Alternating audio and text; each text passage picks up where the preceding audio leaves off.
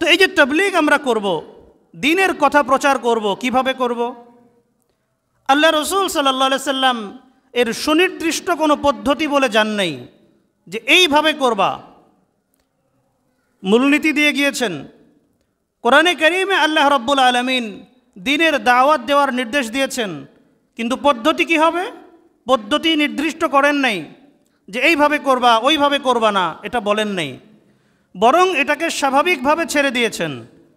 এই মূলনীতিগুলোর আলোকে যেভাবে খুশি, যার যেভাবে কাজ করার সলাহিয়াত আছে, যোগ্যতা আছে, সে সেভাবে কাজ করবে। এটা বক্তৃতার মাধ্যমে হতে পারে, আমাদের দেশে ওয়াজ মাহফিল হয়, দ্বীনি মজলিস হয়, ইসলাহি মাহফিল হয়, এগুলোর মাধ্যমে হতে পারে। এগুলো লেখালেখির মাধ্যমে হতে পারে, বই লেখা, লিফলেট বিতরণ করা। এগুলো আমলি মশকের মাধ্যমে হতে পারে, মসজিদ ইমাম সাহেব শিখিয়ে দিলেন যে নামাজ এভাবে পড়তে হবে, নামাজে এভাবে হাত উঠাতে হবে, এভাবে রুকু সেজদা করতে হবে। এগুলো আমলি মশকের মাধ্যমে হতে পারে। এগুলো তালিম তরবিয়াতের মাধ্যমে হতে পারে, মাদ্রাসাগুলোতে বাচ্চাদেরকে তালিম দেওয়া হয়, ছেলেদের মাদ্রাসা, মেয়েদের মাদ্রাসা আছে। এগুলো পীর মুরিদির মাধ্যমে হতে পারে, এগুলো মানুষের বাসাবাড়িতে গিয়ে গিয়ে হতে পারে, এগুলো আবার অনলাইনে হতে পারে। বিভিন্নভাবে যে কোনো উপায়ে আপনি দ্বীনের দাওয়াতের কাজ করেন, সেটা তাবলীগ। এবং তাবলীগের যে ফজিলতের কথা কোরআন হাদিসে এসেছে, যে কোনো উপায়ে আপনি কাজ করেন, আপনি এই ফজিলত পেয়ে যাবেন। মুহতারাম মুসল্লিয়ান একরাম, 100 বছরেরও অধিক সময় ধরে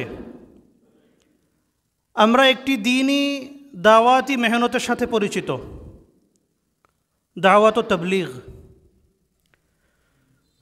ধর্মপ্রাণ মুসলিম যারা আছেন তারা প্রত্যেকেই দাওয়াত ও তাবলীগের সাথে কোনো না কোনোভাবে সম্পৃক্ত। কেউ দাওয়াত ও তাবলীগের সরাসরি সাথী, কেউ সমর্থক সহযোগিতাকারী, কেউ দাওয়াত ও তাবলীগের মজলিসে বয়ান করেন, কেউ বয়ান শোনেন, কেউ রাহবার, কেউ এলাকার সাথী ভাই যারা সার্বিক সহযোগিতা করে থাকেন। এর সাথে আমরা যুক্ত আছি 100 বছরেরও অধিক সময় ধরে। দাওয়াত ও তাবলীগের যে মূলনীতিগুলো ছিল,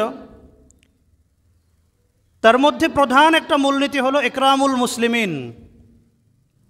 সেই ইকরামুল মুসলিমিনকে সামনে রেখেই এই কাফেলা দীর্ঘ পথ পাড়ি দিয়েছে। দীর্ঘদিন আমরা জরমিল মোহাব্বতের সাথে চলেছি, একই সাথে পথ চলেছি, একই প্লেটে খাবার খেয়েছি, এক কাতারে আমরা চলেছি। এবং সর্বসময় আমরা অন্য ভাইয়ের জরুরতকে নিজের জরুরতের উপরে প্রাধান্য দিয়েছি। আমাদের কর্মপন্থা এভাবেই অগ্রসর হয়েছে। ফলশ্রুতিতে সারা বিশ্বে দাওয়াত ও তাবলীগের এই মেহনত একটা অনন্য উচ্চতায় পৌঁছে গিয়েছিল। বিশ্বের যে সকল দেশে প্রকাশ্যে দ্বীনের কোনো কাজ করা যেত না, ওই সকল এলাকায়ও দাওয়াত ও তাবলীগের মেহনত চলেছে। এবং এর ফলশ্রুতিতে আল্লাহ রাব্বুল আলামিন এর উসিলায় হাজারো লাখো কোটি মানুষকে হেদায়েত দান করেছেন। হাজারো লাখো কোটি বনি আদম গোমরাহির পথ থেকে তারা দ্বীনের পথে ফিরে এসেছে। এই যে মেহনত, এই মেহনতের সবচেয়ে বড় একটা মারকাজ ছিল বাংলাদেশ এবং বাংলাদেশের বিশ্ব ইজতেমা। টঙ্গী কেন্দ্রিক যে বিশ্ব ইজতেমা হতো, এটা শুধু বাংলাদেশের মুসলমান নয়, বরং আমাদের এশিয়া মাইনরের জন্য একটা গৌরবের বিষয় ছিল যে বিশ্ব ইজতেমা আমাদের এই অংশে হয়, আমাদের এই ভূখণ্ডে হয়, ভারত উপমহাদেশে হয়। বহু মানুষ এমন ছিল যারা বাংলাদেশকে চিনত না, কিন্তু তারা বিশ্ব ইজতেমার ওসিলায় টঙ্গীকে চিনত। বহুত বিদেশি এমন ছিল যাদেরকে বাংলাদেশের কথা জিজ্ঞাসা করা হলে তারা বলতো না, আমরা তো বাংলাদেশ নামে কোনো দেশ চিনি না। কিন্তু তারা টঙ্গী চিনত। টঙ্গীতে বিশ্ব ইজতেমা হয়। দীর্ঘ একটা সময় এই কাফেলা একসাথে চলেছে। বিগত প্রায় এক দশক ধরে এই কাফেলার মধ্যে দুটো ভাগ হয়ে গেছে। কাফেলা আর একসাথে নাই। কাফেলা দুই ভাগ কেন হয়েছে? এক ব্যক্তিকে কেন্দ্র করে হয়েছে। এই কাফেলা একজন মাত্র ব্যক্তিকে কেন্দ্র করে দুই ভাগ হয়েছে। দিল্লির মাওলানা সাদ সাহেব, হজরতজির বংশধর। কিভাবে দুই ভাগ হয়েছে এবং যার কারণে দুই ভাগ হলো তিনি কোন ধরনের ব্যক্তি, সেই বিষয়গুলো আমরা পরবর্তী জুমায় বিশ্লেষণ করব। আজকের জুমায় আমরা দাওয়াত ও তবলিগের পরিচিতি, তবলিগ আসলে কাকে বলে, তবলিগ এটা সংকীর্ণ এবং সীমিত একটি পরিধি নাকি এটি বহু বিস্তৃত, এই বিষয়গুলো জানব এবং এর মৌলিক উসুলগুলো কী ছিল আমরা সে বিষয়গুলোতে যথাসাধ্য আলোকপাত করার চেষ্টা করব।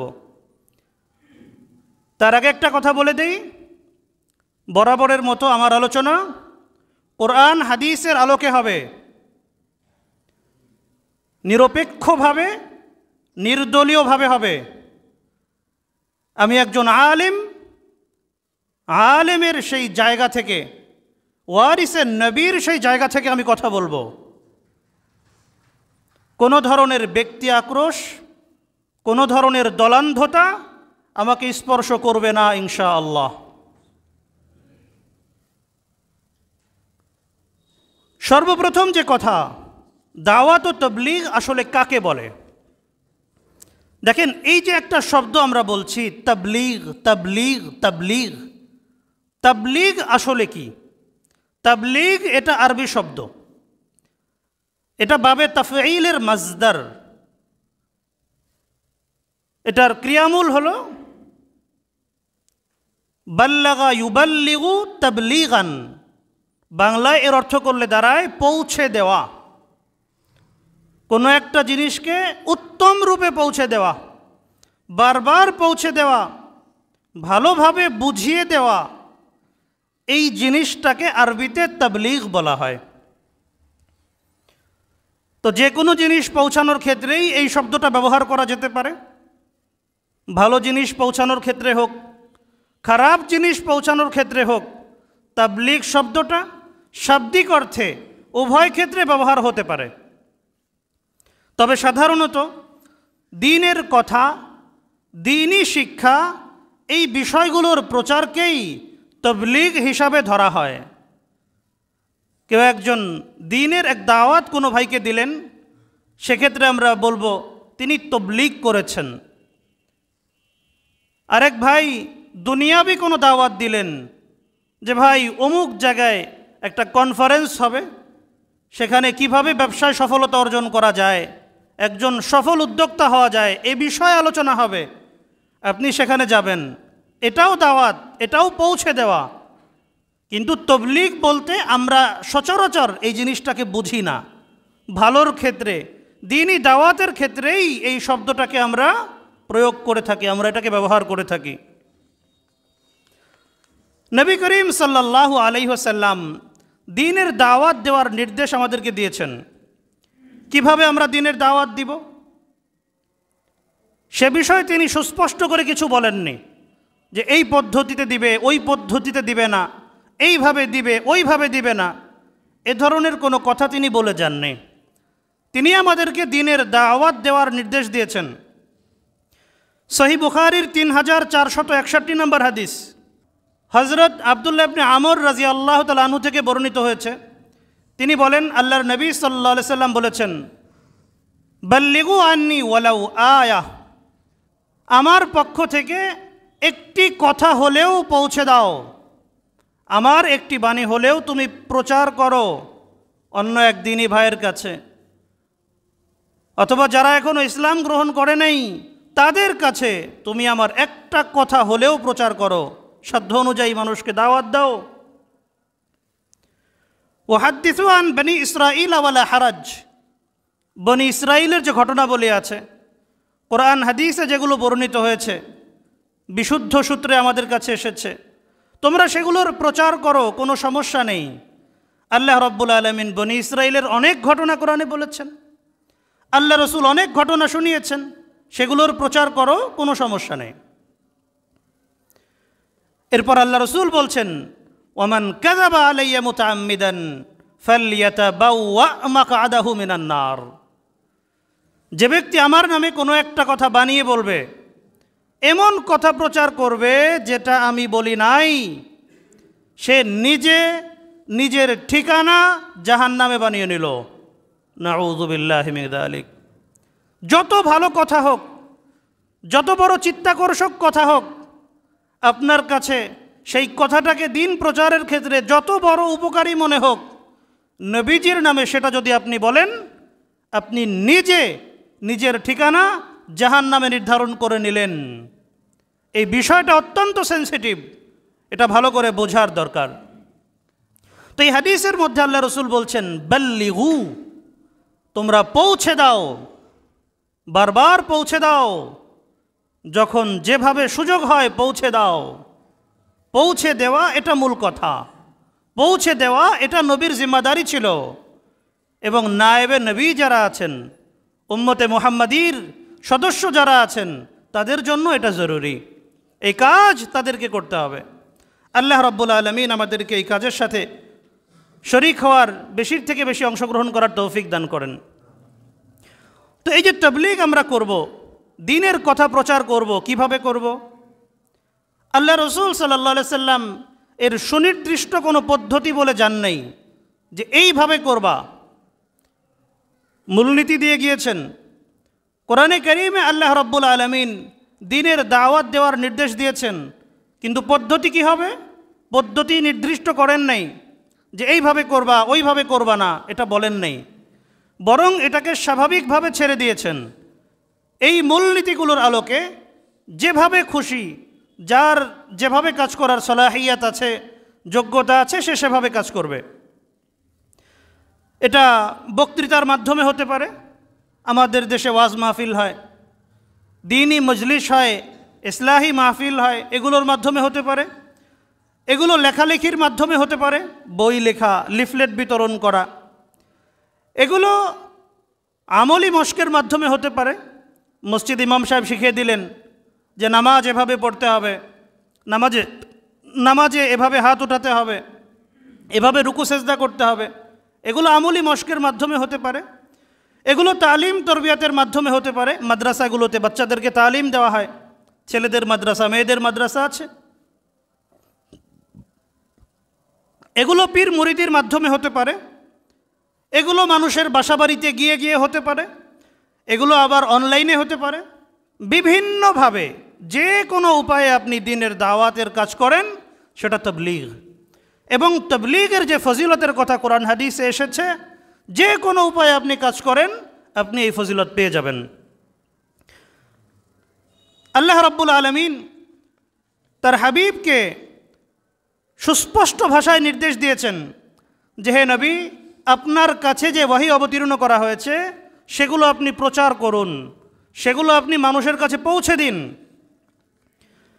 যদি আপনি পৌঁছে দেওয়ার ক্ষেত্রে কার্পণ্য করেন, কিছু পৌঁছে দিলেন আর কিছু পৌঁছে দিলেন না, তাহলে সেক্ষেত্রে আপনি দায়িত্বে অবহেলা করেছেন বলে গণ্য করা হবে। সূরা আল মায়েদার ৬৭ নম্বর আয়াতে ইরশাদ হয়েছে, ইয়া আইয়ুহার রাসূলু বাল্লিগ মা উনজিলা ইলাইকা মির রাব্বিক ওয়া ইল্লাম তাফআল ফামা বাল্লাগতা রিসালাতাহ ওয়াল্লাহু ইয়াসিমুকা মিনান নাস ইন্নাল্লাহা লা ইয়াহদিল কওমাল কাফিরিন। আল্লাহ বলছেন, হে নবী, হে রাসূল, আপনার প্রতি যে প্রত্যাদেশ করা হয়েছে, আপনার রবের পক্ষ থেকে আপনার কাছে যে ওহী অবতীর্ণ হয়েছে, আপনি এগুলোকে যথাযথভাবে পৌঁছে দিন। যদি আপনি পৌঁছে না দেন, তাহলে আপনি রিসালাতের দায়িত্ব পালনে অবহেলা করেছেন বলে গণ্য করা হবে। এবং এই পৌঁছে দেওয়ার ক্ষেত্রে আপনি কোনো ভয় করবেন না। মানুষের ক্ষতি থেকে আল্লাহ আপনাকে হেফাজত করবেন। কে কি বলবে, লোকেরা আপনার শত্রু হয়ে যাবে, আপনার কাছে অগ্রিম মেসেজ দিয়ে রাখবে, ভয় ভীতি দেখাবে, এটা বলবেন না, ওটা বলবেন না, এ ধরনের কোনো কথাই আপনি কর্ণপাত করবেন না। যদি করেন তাহলে রিসালাতের এই দায়িত্ব পালন করার ক্ষেত্রে আপনি পাশ করতে পারবেন না, আপনি ফেল হয়ে যাবেন। এরপর আল্লাহ রাব্বুল আলামিন বলছেন, মানুষের ক্ষতি থেকে আল্লাহই আপনাকে হেফাজত করবেন, আপনার ভয় পাওয়ার কোনো কারণ নাই। আর আল্লাহ রাব্বুল আলামিন কাফের সম্প্রদায়কে পথ প্রদর্শন করেন না, তাদেরকে সঠিক পথ দেখান না। যারা দেখেও দেখে না, আল্লাহ তাআলা তাদের চোখ অন্ধ করে দেন। কোরআনে কারীমের শুরুর দিকে যে কথাগুলো আছে, খতামাল্লাহু আলা কুলুবিহিম ওয়া আলা সামইহিম ওয়া আলা আবসারিহিম গিশাওয়া, আল্লাহ তাআলা তাদের অন্তরে মোহর মেরে দিয়েছেন, তাদের কানে মোহর মেরে দিয়েছেন এবং তাদের চোখের সামনে পর্দা টানিয়ে দিয়েছেন। ফলে এরা কিছু দেখতে পায় না, এরা শুনতে পায় না, এরা উপলব্ধি করতে পারে না। তো এই আয়াতে কারিমের মধ্যে আল্লাহ রাব্বুল আলামিন তার হাবিবকে দ্বীনের দাওয়াত দেওয়ার নির্দেশ দিয়েছেন। কিভাবে দিবেন সেই পদ্ধতি নির্দিষ্ট করে দেন নাই, বরং এটাকে স্বাভাবিক অবস্থায় রেখে দিয়েছেন। যার যার যোগ্যতা অনুযায়ী, সময় সুযোগ অনুযায়ী দাওয়াত দিতে থাকবে, কোনো অসুবিধা নেই। আমাদের দেশে যে তবলিগ প্রচলিত আছে, এই তবলিগ দ্বীনের দাওয়াতের ক্ষেত্রে একটা পদ্ধতি মাত্র। আগে যে পদ্ধতিগুলো বললাম, এগুলো যেমন মানুষকে দ্বীনের দাওয়াত দেওয়ার পদ্ধতি, আপনি বয়ান বক্তৃতার মাধ্যমে দাওয়াত দিতে পারেন, আপনি লেখালেখির মাধ্যমে দাওয়াত দিতে পারেন, আপনি জুমায় খুতবা দিয়ে মানুষকে দাওয়াত দিতে পারেন, আবার গাট্টি বোচকা নিয়ে সফরে বের হয়েও মানুষকে দাওয়াত দিতে পারেন। সবগুলো জায়েজ। প্রচলিত এই সিস্টেম দাওয়াত দেওয়ার একটা পদ্ধতি মাত্র, এর বাইরে এটা আর কিছু না। এই সিস্টেম আবিষ্কার হয়েছে 100 বছরের কিছু বেশি সময় ধরে। হযরত ইলিয়াস রহমতুল্লাহ আলাইহি তিনি 1920 খ্রিস্টাব্দের দিকে এই সিস্টেমটা চালু করেন। তিনি ওলামা একরামের পরামর্শে, তাদের পথনির্দেশ অনুযায়ী এই কাফেলাকে পরিচালনা করেছেন। ওলামা একরামের পথনির্দেশ ছাড়া এই কাফেলা চলে নাই। হযরত থানভী রহমতুল্লাহ আলাইহি, দেওবন্দের বড় বড় ওলামা একরাম, তারা এর পথপ্রদর্শক ছিলেন, তারা এর রাহবার ছিলেন। তো 1920 খ্রিস্টাব্দে এটা শুরু হয়েছে, আজ থেকে 100 বছরেরও কিছু বেশি সময় আগে থেকে। তাহলে ইসলাম তো দুনিয়াতে এসেছে 1450 বছর। তাহলে যে 1300 বছর দ্বীনের দাওয়াত কিভাবে চলেছে? যখন এই পদ্ধতি ছিল না, দ্বীনের দাওয়াত কি তখন হয় নাই? তবলিগ তখন লোকজন করেন নাই? করেছেন। যদি এই কাফেলা বন্ধ হয়ে যায়, আল্লাহর দ্বীনের দাওয়াত কি বন্ধ হয়ে যাবে? বন্ধ হবে না। আল্লাহ তাআলা তার দ্বীনের প্রচার প্রসারের কাজ চালিয়ে যাবেন, কিয়ামত পর্যন্ত এটা চলবে ইনশাআল্লাহ।